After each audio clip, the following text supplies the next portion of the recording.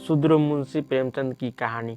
माँ और बेटी एक झोपड़ी में गांव के उस सिरे पर रहती थी। बेटी बाग में पत्तियां बटोर लाती, माँ बाहर जोतती, यही उनका जीविका था। शेर दो शेर अनाज मिल जाता, खाकर पड़ी रहती। माता विधवा थी, बेटी कुंवारी थी, पर घर में कोई और आदमी न था। माँ का नाम गंगा था, बेटी का नाम गौरा। गंगा तो कई साल से यह चिंता लगी हुई थी कि कहीं गौरा की सगाई हो जाए, लेकिन कहीं बात पक्की न होती थी। अपने पति के मर जाने के बाद गंगा ने कोई दूसरा घर न किया था, न कोई दूसरा धंधा ही करती थी। इससे लोगों को संदेह हो गया था कि आखिर इसका गुजार कैसे होता है। और लोग तो छाती फाड़ फाड़ कर काम करते, फिर भी पेट भर अन्न मैसर नहीं होता। यह स्त्री कोई धंधा नहीं करती, फिर भी माँ बेटी आराम से रहती है, किसी के सामने हाथ नहीं फैलाती। इसमें कुछ न कुछ रहस्य अवश्य है। धीरे धीरे यह संदेह और दृढ़ हो गया। अब तक जीवित था। बिरादरी में कोई गौरा से सगाई करने पर राजी न होता था। शूद्रों की बिरादरी बहुत छोटी होती है, 10-5 कोस से अधिक उसका क्षेत्र नहीं होता, इसलिए एक दूसरे के गुण दोष किसी से छिपे नहीं रहते, उन पर पर्दा ही डाला जा सकता है।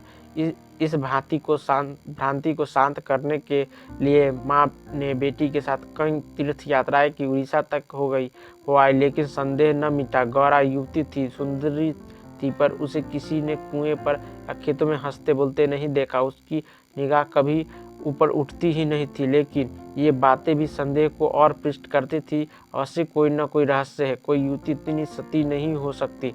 कुछ गुपचुप की बात अवश्य है। यूं ही दिन गुजरते जाते थे। बुढ़िया दिनों दिन चिंता से भूल रही थी। उधर सुंदरी की मुख छवि दिनों दिन निखरती जाती थी, कली खिलकर फूल हो रही थी। एक दिन एक परदेसी गांव से होकर निकला, 10-12 कोस से आ रहा था, नौकरी की खोज में कलकत्ता जा रहा था। रात हो गई। किसी कहार का घर पूछता हुआ गंगा के घर आया। गंगा ने उसका खूब आदर सत्कार किया, उसके लिए गेहूं का आटा लाई, घर से बर्तन निकाल कर दिए। कहार ने पकाया, खाया, लेटा और बातें होने लगी। सगाई की चर्चा छिड़ गई। कहार जवान था और गौरा पर निगाह पड़ी, उसका रंग ढंग देखा, उसकी सजल छवि आंखों में खूब गई। सगाई करने पर राजी हो गया, लौटकर घर चला गया। 2-4 गहने अपनी बहन के यहाँ से लाया। गांव के बजाज ने कपड़े उधार दे दिए। 2-4 भाई बंधुओं के साथ सगाई करने आ पहुंचा। सगाई हो गई और यहीं रहने लगा। गंगा बेटी और दामाद को आंखों से दूर न कर सकती थी, परंतु 5 दिनों में मगरू के कानों में इधर उधर की बातें पड़ने लगी। सिर्फ बिरादरी ही के नहीं, अन्य जाति वाले भी उनके कान भरने लगे। ये बातें सुन कर मगरू पछताता था कि नाहक यहाँ फंसा, पर गौरा को छोड़ने का ख्याल कर उसका दिल कांप उठता था। 1 महीने बाद मंगरू अपनी बहन के गहने लौटाने गया। खाने के समय उसका बहनोई उसके साथ भोजन करने न बैठा। मंगरू को कुछ संदेह हुआ। बहनोई से पूछा, तुम क्यों नहीं आते? बहनोई ने कहा, तुम खा लो, मैं फिर खा लूँगा। मंगरू, क्या बात है, तुम खाने क्यों नहीं बैठ उठते? बहनोई, जब तक पंचायत न होगी मैं तुम्हारे साथ कैसे खा सकता हूँ? तुम्हारे लिए बिरादरी भी नहीं छोड़ दूंगा। किसी से पूछा न गाछा, जाकर एक हरजाई से सगाई कर ली। मंगरू चौके पर उठ आया, मिर्जई पहनी और ससुराल चला आया। बहन खड़ी रोती रह गई। उसी रात को वह किसी के कुछ कहे सुने बगैर गौरा को छोड़कर कहीं चला गया। गौरा नींद में मगन थी। उसे क्या खबर थी कि वह रत्न जो मैंने इतनी तपस्या के बाद पाया है, मुझे सदा के लिए छोड़ चला जा रहा है। कई साल बीत गए, मंगरू का कुछ पता न चला, कोई पत्र तक न आया। पर गौरा बहुत प्रसन्न थी। वह आंख में सिंदूर डालती, रंग बिरंगे कपड़े पहनती और अंधेरों पर मिस्टी के धरे जमाती। मंगरू भजनों की एक पुरानी किताब छोड़ गया था, उसे कभी कभी पढ़ती और गाती। मंगरू ने उसे हिंदी सिखा दी थी। टटोल टटोल कर भजन पढ़ लेती थी। पहले वह अकेली बैठती रहती। गांव की और स्त्रियों के साथ बोलते चलते उसे शर्म आती थी। उसके पास वह वस्तु न थी जिस पर दूसरी स्त्रियां गर्व करती थी। सभी अपने अपने पति की चर्चा करती। गौरा के पति कहाँ था, वह किसकी बातें करती। अब उसके भी पति था। अब वह अन्य स्त्रियों के साथ इस विषय पर बातचीत करने की अधिकारिणी थी। वह भी मंगरू की चर्चा करती। मंगरू कितना स्नेहशील है, कितना सज्जन, कितना वीर पति, चर्चा से उसे कभी तृप्ति ही न होती थी। स्त्रियां, मंगरू तुम्हें छोड़कर क्यों चले गए? गौरी कहती, क्या करते, मर्द कभी ससुराल में पड़ा रहता है, देश प्रदेश में निकलकर 4 पैसे कमाना ही तो मर्दों का काम है, नहीं तो मान मर्यादा का निर्वाह कैसे हो? जब कोई पूछता चिट्ठी पत्री क्यों नहीं भेजते, तो हंसकर कहती, अपना पता ठिकाना बताने में डरते हैं, जानते हैं ना गौरा आकर सिर पर सवार हो जाएगी। सच कहती हूँ, उनका पता ठिकाना मालूम हो जाए तो यहाँ मुझसे एक दिन भी न रहा जाए। वह बहुत अच्छा करते हैं कि मेरे पास चिट्ठी पत्री नहीं भेजते। बेचारे परदेश में कहाँ घर गृहस्थी संभालते फिरेंगे। एक दिन किसी सहेली ने कहा, हम न मानेंगे, तुझसे जरूर मंगरू से झगड़ा हो गया है, नहीं तो बिना कुछ कहे सुने क्यों चले जाते। गौरा ने हंसकर कहा, बहन, अपने देवता से भी कोई झगड़ा करता है? वह मेरे मालिक है, भला मैं उनसे झगड़ा करूंगी? जिस दिन झगड़े की नौबत आएगी कहीं डूब मरूंगी। मुझसे कहकर जाने पाते मैं उनके पैरों से लिपट न जाती। एक दिन कलकत्ता से एक आदमी आकर गंगा के घर ठहरा। पास ही के किसी गांव में अपना घर बताया। कलकत्ता में वह मंगरू के पड़ोस में ही रहता था। मंगरू ने उसे गौरा को अपने साथ लाने को कहा था। 2 साड़ियाँ और राह खर्च के लिए रुपए भी भेजे थे। गौरा फूली न समाई, बूढ़े ब्राह्मण के साथ चलने को तैयार हो गई। चलते वक्त वह गांव की सब औरतों से गले मिली। गंगा उसे स्टेशन तक पहुंचाने आई। सब कहते थे बेचारी लड़की के भाग जग गए, नहीं तो यहाँ कूट कूट कर मर जाती। रास्ते भर गौरा सोचती, न जाने वह कैसे हो गए होंगे। अब तो मुझे अच्छी तरह निकल आई होगी। प्रदेश में आदमी सुख से रहता है, देह भर आई होगी, बाबू साहब हो गए होंगे। मैं पहले से 2 दिन उनसे बोलूंगी नहीं, फिर पूछूंगी तुम मुझे छोड़कर क्यों चले गए। और किसी ने मेरे बारे में कुछ बुरा भला कहा ही था तो तुमने उसका विश्वास क्यों कर लिया? तुम अपनी आंखों से न देखकर दूसरों के कहने पर क्यों गए? मैं भली हूँ या बुरी हूँ तो तुमने मुझे इतने दिनों से रुलाया क्यों? तुम्हारे बारे में अगर इसी तरह कोई मुझसे कहता तो क्या मैं तुमको छोड़ देती? जब तुमने मेरी बाह पकड़ ली तो तुम मेरे हो गए, फिर तुमने लाख ऐब हो मेरी बला से, चाहे तुम तुर्क ही क्यों न हो जाओ, मैं तुम्हें छोड़ नहीं सकती। तुम क्यों मुझे छोड़कर भागे? क्या समझते थे भागना सहज है? आखिर झक मारकर बुलाया कि नहीं? कैसे न बुला, मैंने तो तुम्हारे ऊपर दया की कि चली आई, नहीं तो कह देती कि मैं ऐसे निर्दय के पास नहीं जाऊंगी। जो तुम आप दौड़े आते, तब करने से देवता भी मिल जाते, आकर सामने खड़े हो जाते। तुम कैसे न आते? वह धरती बार बार उद्गिन होकर बूढ़े ब्राह्मण से पूछती, अब कितनी दूर है? धरती के छोर पर रहते हैं क्या? और कितनी ही बातें वह पूछना चाहती थी, लेकिन कुछ बस न पूछ सकती थी। मन ही मन अनुमान करके अपने को संतुष्ट कर लेती थी। उसका मकान बड़ा सा हो, शहर में लोग पक्के घरों में रहते हैं, जब उनका साहब इतना मानता है तो नौकर भी होगा। मैं नौकर को भगा दूंगी, मैं दिन भर परे परे क्या करूंगी। बीच बीच में उसे घर की याद भी आ जाती थी। बेचारी अम्मा रोती होगी, अब उन्हें घर का सारा काम अपने ही करना पड़ेगा। न जाने बकरियों को चराने ले जाती या नहीं। बेचारी दिन भर में करती होगी। मैं अपने बकरियों के लिए महीने महीने रुपए भेजूंगी। जब कलकत्ता से लौटेंगी तब सबके लिए साड़ियाँ लाऊंगी। तब मैं इस तरह थोड़े लौटूंगी। मेरे सद्भूषा स्वभाव होगा, सबके लिए कोई ना कोई सौगात लाऊंगी। तब तक तो बहुत सी बकरियां हो जाएगी। यही सुख सपन देखते देखते सारा रास्ता काट लिया। पगली क्या जानती थी कि मेरे मन कुछ और करता कि मन कुछ और। क्या जानती थी कि बूढ़े ब्राह्मणों के बेश में पिशाच होते हैं। मन की मिठाई खाने में मगन थे। तीसरे दिन गाड़ी कलकत्ता पहुंची। गौरा की छाती धक धक करने लगी। वह यही कहीं खड़े होंगे, अब आते ही होंगे, यह सोचकर अपने घूंघट निकाल लिया और संभल बैठी। मगर मंगरू वहाँ न दिखाई दिया। बूढ़े ब्राह्मण बोला, मंगरू तो यहाँ नहीं दिखाई देता। मैं चारों ओर छान आया, शायद किसी काम में गया होगा, आने की छुट्टी न मिली होगी। मालूम भी न तो था कि हम लोग किसी गाड़ी से आ रहे हैं। उनकी राह क्यों देखे, चलो डेरे पर चले। दोनों गाड़ी पर बैठकर चले। और कभी तांगे पर सवार न हुई थी। उसे गर्व हो रहा था कि कितनी ही बाबू लोग पैदल जा रहे हैं, मैं तांगे पर बैठूं हूँ। एक क्षण में गाड़ी मंगरू के डेरे पर पहुंच गई। एक विशाल भवन था, आहता साफ सुथरा। साइबान में फूलों के गमले लगे हुए थे। ऊपर चढ़ने लगी विस्मय आनंद और आशा से। उसे अपनी शुद्धि न थी। सीढ़ियों पर चढ़ते चढ़ते पैर दुखने लगे। यह सारा महल उनका है, किराया बहुत देना पड़ता होगा। रुपए को तो वह कुछ समझते ही नहीं। उसका हृदय धड़क रहा था कि कहीं मंगरू ऊपर से उतरने आ ना रहे हो। सीढ़ी पर भेंट हो गई तो मैं क्या करूंगी? भगवान करे वह परे सोते रहे तो हो, तब मैं जगाऊं और उसे वह मुझे देखते ही हड़बड़ाकर उठ बैठे। आखिर सीढ़ियों का अंत हुआ। ऊपर एक कमरे गौरव को ले जाकर ब्राह्मण देवता बैठा दिया। यही मंगरू का डेरा था। मगर मंगरू यहाँ भी नाराज। कोठरी में केवल एक खाट पड़ी हुई थी। एक किनारे 2-4 बर्तन रखे हुए थे। यही उनकी कोठरी है तो मकान किसी दूसरे का है।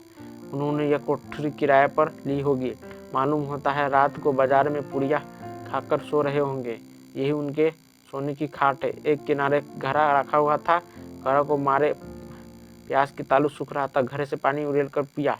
एक किनारे पर एक झाड़ू रखा था। घड़ा रास्ते की थकी थी पर उल्लास में थकन कहाँ। उसने कोठरी में झाड़ू लगाया, बर्तनों को धो धोकर एक जगह रखा। कोठरी की एक एक वस्तु, यहाँ तक कि उसकी फर्श और दीवारों में उससे आत्मीयता की झलक दिखाई देती थी। उसे घर में भी जहाँ उसे अपने जीवन के 25 वर्ष काटे थे, उसे अधिकार का ऐसा गौरव युक्त आनंद न प्राप्त हुआ था। मगर उस कोठरी में बैठे बैठे उसे संध्या हो गई और मंगरू का कहीं पता नहीं। अब छुट्टी मिली होगी। सांझ को सब जगह छुट्टी होती है। अब वह आ रहे होंगे। मगर बूढ़े बाबा ने उनसे कह तो दिया ही होगा। वह क्या अपने साहब से थोड़ी देर ही की छुट्टी न ले सकते थे? कोई बात होगी तभी तो नहीं आए। अंधेरा हो गया। कोठरी में दीपक न था। गौरा द्वार पर खड़ी पति की बाट देख रही थी। जाने पर बहुत से उनके चढ़ते उतरने की आहट मिलती थी। बार बार गौरा को मालूम होता था कि वह आ रहे हैं, पर इधर कोई नहीं आता था। 9 बजे बूढ़े बाबा आए। गौरी ने समझा मंगरू है। झटपट कोठरी के बाहर निकल आई। देखा तो ब्राह्मण। बोली वह कहाँ रह गए? बूढ़ा, उनकी तो यहाँ से बदली हो गई। दफ्तर में गया था तो मालूम हुआ कि वह अपने साहब के साथ यहाँ से कोई 8 दिन की राह पर चले गए। उन्होंने साहब से बहुत हाथ पैर जोड़े कि मुझे 10 दिन की मोहलत दे दीजिए, लेकिन साहब ने एक न मानी। मंगरू यहाँ लोगों से कह गए हैं कि घर के लोग आए तो मेरे पास भेज देना। अपना पता दे गए हैं। कल मैं तुम्हें यहाँ से जहाज़ पर बैठा दूंगा। उस जहाज़ पर हमारे देश के और भी बहुत से होंगे, इसलिए मार्ग में कष्ट न होगा। वारा ने पूछा कै दिन में जहाज़ पहुँचेगा? बूढ़ा 8-10 दिन से कम न लगेगा। मगर घबराने की कोई बात नहीं। तुम्हें किसी बात की तकलीफ न होगी। अब तक गौरा को अपने गांव लौटने की आशा थी। कभी न कभी वह अपने पति को वहां अवश्य खींच ले जाएगी। लेकिन जहाज़ पर बैठकर उसे ऐसा मालूम हुआ कि अब फिर माता को न देखूंगे, फिर गांव के दर्शन न होंगे। देश से सदा के लिए नाता टूट रहा है। देर तक घाट पर खड़ी रोती रही। जहाज और समुद्र देखकर उसे भय हो रहा था। हृदय दहला जाता था। शाम को जहाज खुला। उस समय गौरा का हृदय एक अक्षय भय से चंचल हो उठा। थोड़ी देर के लिए नौरस उस पर अपना आतंक जमा लिया। न जाने किस देश जा रही हूँ, उनसे भेंट भी होगी या नहीं, उन्हें कहाँ खोजती फिरूंगी, कोई पता ठिकाना भी तो नहीं मालूम। बार बार पछताती थी। एक दिन पहले क्यों न चली आई। कलकत्ता में भेंट हो जाती तो मैं उन्हें वहाँ कभी न जाने देती। जहाज़ पर और कितने ही मुसाफिर थे। कुछ स्त्रियाँ भी थी। उनमें बराबर गाली गलौज होती रहती थी। इसलिए गौरा को उनसे बात करने की इच्छा न होती थी। केवल एक स्त्री उदास दिखाई देती थी। गौरा ने उससे पूछा, तुम कहाँ जाती हो बहन? उस स्त्री की बड़ी बड़ी आंखें सजल हो गई। बोली, कहाँ बताओ बहन, कहाँ जा रही हूँ?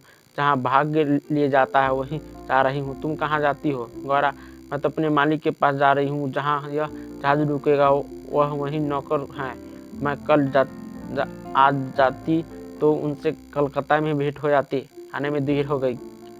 क्या जानती थी कि वह इतनी दूर चले जाएंगे? नहीं तो क्यों देर करती? स्त्री, अरे बहन, कहीं तुम्हें भी तो कोई बहका कर नहीं लाया है? तुम घर से किसके साथ आई हो? गौरा, मेरे आदमी ने कलकत्ता से आदमी भेजकर मुझे बुलाया था। स्त्री, वह आदमी तुम्हारा जान पहचान का था? गौरा, नहीं, उस तरफ का एक बूढ़ा ब्राह्मण था। स्त्री वही लंबी साफ दुबला पतला लक बूढ़ा जिसकी एक आंख फूली पड़ी हुई है। गौरा हाँ वही। क्या तुम उसे जानती हो? स्त्री उसी दृश्य ने मेरा भी यह सर्वनाश किया। ईश्वर करे उसकी सातों पुश्तें नरक भोगे, उसका निर्वंश हो जाए, कोई पानी देने वाले भी न रहे, कोढ़ी होकर मरे। मैं अपना वृत्तांत सुनाऊं तो तुम समझेगी कि झूठ है, किसी को विश्वास न आएगा। क्या कहूँ, बस सही समझ लो कि इसके कारण मैं न घर की रह गई न घाट की, किसी को मुंह नहीं दिखा सकती। मगर जान तो लो, बड़ी प्यारी होती है। मृत के देश जा रही हूँ, कहीं मेहनत मजदूरी करके जीवन दिन काटूं। गौरा के प्राण नहीं में समा गए। मालूम हुआ जहाज अथाह जल में डूबा जा रहा है। समझ गई बूढ़े ब्राह्मण त्यागा की अपने गांव में सुना करती थी कि गरीब लोग मिर्च में भर्ती होने के लिए जाया करते हैं, मगर जो वहाँ जाता है वो फिर नहीं लौटता। हे भगवान, तुमने मुझे किस पाप का दंड दिया? बोली, यह सब क्यों लोगों को इस तरह छलकर मिर्च भेजते हैं? स्त्री रुपए के लोभ से। और किसके लिए सुनती हो? आदमी पीछे इन सभी को कुछ रुपए मिलते हैं, गौरा मजदूरी। गौरा सोचने लगी, अब क्या करूं? यह आशा नौका जिस पर बैठी वह चली जा रही थी टूट गई थी, और अब समुद्र की लहरों के सिवा उसकी रक्षा करने वाला कोई न था। जिस आधार पर उसने अपना जीवन भवन बनाया था वह जलमग्न हो गया। अब उसके लिए जल के सिवा और कहाँ आश्रय है? उसकी अपनी माता की, अपने घर की, अपने गांव की सहेलियों की याद आती और ऐसी घोर मन वेदना होने लगी मानो कोई सर्प अंतर्जाल में बैठा हुआ बार बार डस रहा हो। भगवान, अगर मुझे यही यातना देनी थी तो तुमने जन्म ही क्यों दिया? तुमने दुखिया पर दया नहीं आती? जो पिसे हुए हैं उसी को पिसने पर पूछती हो। करुण स्वर से बोली, तो अब क्या करना होगा बहन? स्त्री, यह तो वहाँ पहुँच कर मालूम होगा। अगर मजदूरी ही करनी पड़ी तो कोई बात नहीं, लेकिन अगर किसी ने कुदृष्टि से देखा तो मैं निश्चय कर लिया है कि या तो उसी के प्राण ले लूंगी या अपने प्राण दे दूंगी। यह कहते कहते उसे अपना वृत्तांत सुनाने की वह उत्कट इच्छा हुई तो दुखियों को हुआ करती है। बोली, मैं बड़े घर की बेटी और उससे भी बड़े घर की बहू हूँ, पर अभाग्नि विवाह के तीसरे ही साल पतिदेव का देहांत हो गया। चित्त की कुछ ऐसी दशा हो गई कि नित्य मालूम होता कि वह मुझे बुला रहे हैं। पहले तो आंख झपकते ही उनकी मूर्ति सामने आ जाती थी, लेकिन फिर तो यह दशा हो गई कि जागृत दशा में भी रह कर उसके दर्शन होने लगे। बस यही जान पड़ता था कि वह साक्षात खड़े बुला रहे हैं। किसी से शर्म के मारे कहती न थी, पर मन में यह शंका होती थी कि जब उनका देहावसान हो गया है तो वह मुझे दिखाई कैसे देते हैं। मैं इसी भ्रांति समझकर चित्त को शांत न कर सकती। मन कहता था, जो वस्तु प्रत्यक्ष दिखाई देती है मिल क्यों नहीं सकती? केवल वह ज्ञान चाहिए। साधु महात्माओं को सिवा अज्ञान और कौन दे सकता है? मेरा तो अब विश्वास है कि अभी ऐसी क्रियाएं हैं जिनसे हम मरे हुए प्राणी को से बातचीत कर सकते हैं, उनको स्थूल रूप से देख सकते हैं। महात्माओं की खोज में रहने लगे। मेरे यहाँ अक्सर साधु संत आते थे, उनमें एकांत में इस विषय में बातें किया करती थी, पर वे लोग सदुपदेश देकर मुझे टाल देते थे। मुझे सदुपदेश की जरूरत न थी। मैं वैद्य धर्म खूब जानती थी। मैं तो वह ज्ञान चाहती थी जो जीवन और मरण के बीच का पर्दा उठा दे। 3 साल तक मैं इसी खेल में लगी रही। तो महीने होते हैं वही बूढ़ा ब्राह्मण सन्यासी बना हुआ मेरे यहाँ जा पहुँचा। मैंने इससे वही भिक्षा मांगी। इस दुष्ट ने कुछ ऐसा मायाजाल फैलाया कि मैं आंखें रहते हुए भी फंस गई। अब सोचती हूँ तो अपने ऊपर का आश्चर्य होता है कि मुझे उसकी बातों पर इतना विश्वास क्यों हुआ। मैं पति दर्शन के लिए सब कुछ झेलने को, सब कुछ करने को तैयार थी। इसने रात को अपने पास बुलाया। मैं घर वालों से पड़ोसियों से घर जाने का बहाना करके इसके पास आ गई। एक पीपल में इसकी धुई जल रही थी। उस विमल चांदनी में यह जटाधारी ज्ञान और योग का देवता सा मालूम होता था। मैं आकर धुई के पास खड़ी हो गई। उस समय यदि बाबाजी मुझे आग में कूद न पड़ने की आज्ञा देते तो मैं तुरंत कूद पड़ती। उसने मुझे बड़े प्रेम से बैठाया, मेरे सिर पर हाथ रखकर न जाने क्या कर दिया। मैं बेसुध हो गई। फिर मुझे कुछ नहीं मालूम कि मैं कहाँ गई, कहाँ क्या हुआ। जब मुझे होश आया तो मैं रेल पर सवार थी। जी में आया कि चिल्लाऊं, पर यह सोचकर कि अब गाड़ी रुक भी गई और मैं उतर भी पड़ी तो घर में घुसने ना पाऊंगी, मैं चुपचाप बैठी रह गई। मैं परमात्मा की दृष्टि से निर्दोष थी, पर संसार की दृष्टि में कलंकित हो चुकी थी। रात को किसी युवती का घर से निकल जाना कलंकित करने के लिए काफ़ी था। आज जब मुझे मालूम हो गया कि जब मुझे टापू में भेज रहे हैं तो मैंने जरा भी आपत्ति नहीं की। मेरे लिए अब सारा संसार एक सा है। जिसका संसार में कोई ना हो उसके लिए देश परदेश दोनों बराबर है। हाँ, यह पक्का निश्चय कर चुकी हूँ कि मरते दम तक अपने सत्य की रक्षा करूंगी। विधि के हाथ से में मृत्यु से बढ़कर कोई यातना ही नहीं। विधवा के लिए मृत्यु का क्या भय, उसका तो जीना मरना दोनों बराबर है, बल्कि मर जाने के से जीवन की विपत्तियों का अंत हो जाएगा। गौरा ने सोचा, इस स्त्री में कितना धड़ साहस है, फिर मैं क्यों इतनी कातर और निराश हो रही हूँ। जब जीवन की अभिलाषा का अंत हो गया तो जीवन के अंत का क्या डर। बोली, बहन, हम और तुम एक जगह रहेगी, मुझे तो अब तुम्हारा ही भरोसा है। स्त्री ने कहा, भगवान का भरोसा रखो, मरने से मत डरो। सघन अंधकार छाया हुआ था, ऊपर काला आकाश था, नीचे काला जल। गौरा आकाश की ओर तक ताक रही थी, उसकी संगिनी जल की ओर। उसके सामने आकाश के कुसुम थे, उसके चारों ओर अनंत अखंड अपार अंधकार था। जहाज से उतरते ही एक आदमी ने यात्रियों के नाम लिखने शुरू किए। इसका पहनावा तो अंग्रेजी था, पर वास्तविक हिंदुस्तानी मालूम होता था। और सिर झुकाए अपनी संगिनी के पीछे खड़ी थी। उस आदमी की आवाज़ सुनकर वह चौंक पड़ी। उसने दमी आंखों से उसको और देखा। उसके समस्त शरीर में सनसनी दौड़ गई।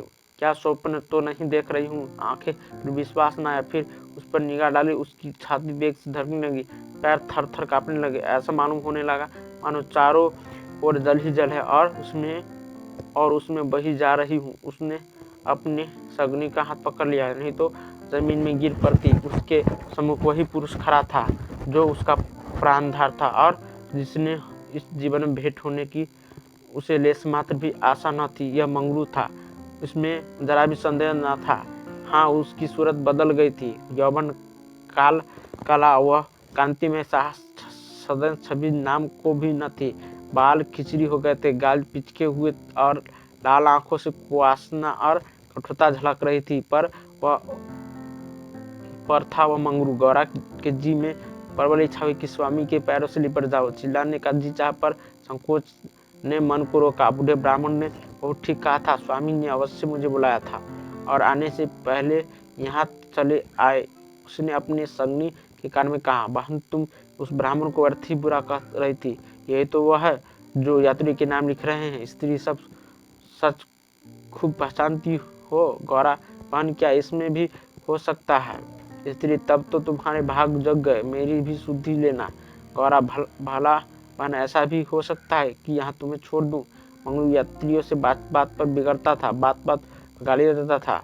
कई आदमियों को ठोकर मारे और कई को केवल गांव का जिला न बता सकने के कारण धक्का देकर गिरा दिया। गौरा मन ही मन गाड़ी जाती थी। साथ ही अपने स्वामी के अधिकार पर उसे गर्व भी हो रहा था। आखिर मंगरू उसके सामने आकर खड़ा हो गया और कुछ जैसा को देखकर बोला, तुम्हारा क्या नाम है? गौरा ने कहा, गौरा। मंगरू चौंक पड़ा, फिर बोला, घर कहाँ है? मदनपुर, जिला बनारस। यह कहते कहते हंसी आ गई। मंगरू ने अब उसकी ओर ध्यान से देखा, तब लपक कर उसका हाथ पकड़ लिया और बोला, गौरा, तुम यहाँ कहाँ? मुझे पहचानती हो? गौरा रो रही थी, मुझसे बात ना निकलती। मंगरू फिर बोला, तुम यहाँ कैसे आई? गौरा खड़ी हो गई, आंसू पोंछ डाले और मंगरू की ओर देखकर बोली, तुम्ही ने तो बुला भेजा था। मंगरू, मैंने तो 7 साल से यहाँ हूँ। गौरा, तुमने उस बूढ़े ब्राह्मण से मुझे बुलाने को नहीं कहा था? मंगरू, कह तो रहा हूँ, मैं 7 साल से यहाँ हूँ, मरने पर ही यहाँ से जाऊँगा। भला तुम्हें क्यों बुलाता? गौरा को मंगरू से इस निष्ठुरता का आशा न थी।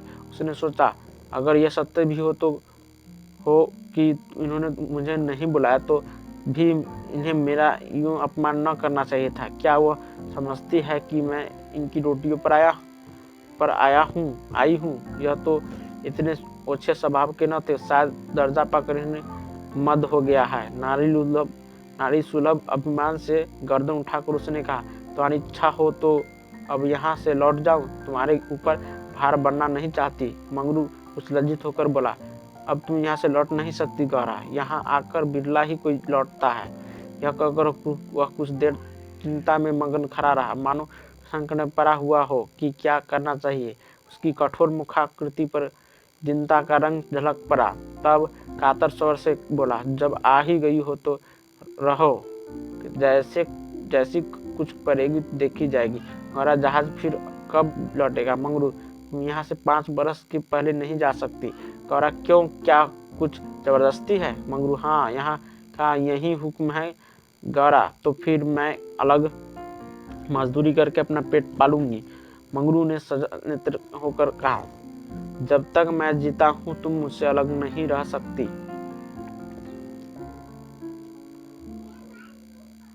Please like, share and subscribe.